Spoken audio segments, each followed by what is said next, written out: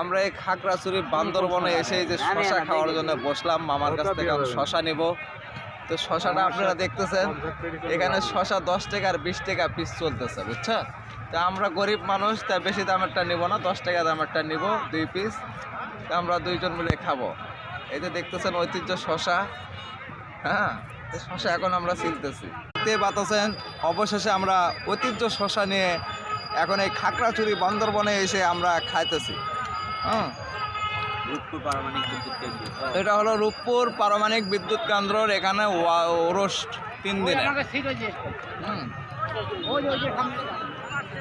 3 দিন ব্যাপী ওরস হয়। এটা বিশাল বড়। ভাই দেখতে পাচ্ছেন খাগড়াছড়ি বান্দরবনে আসা তোবারক দিছে ভাই, বুঝছেন?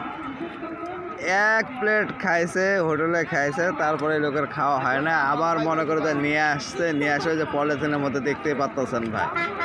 না হলো 10 জনের খাবার একাই খাইলো, তাহলে কি অবস্থা দেখেন।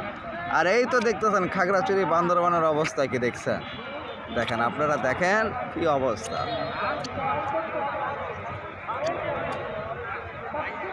মানে এমন অবস্থা চলতেছে এখানে, মানে 40-এ শুরু হয়েছে।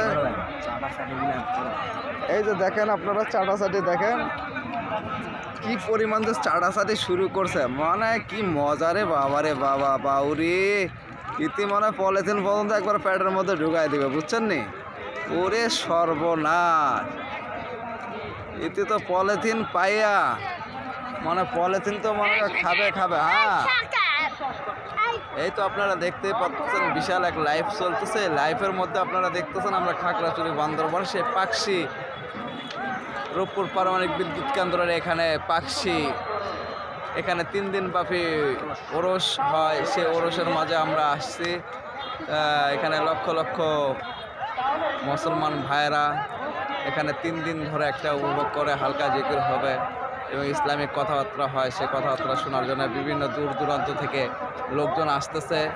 তা আপনারা সবাই দেখতেছেন, এই যে দেখতে পারতেছেন রোডের সাইড দিয়ে যে দোকানপাটগুলা, এবং ওখানে সাইডে গোসলখানা, ওখানে সিরিয়াল বাই সিরিয়াল গোসল, এদিক দিয়ে শোয়ার জায়গা, এই যে দেখতেছেন।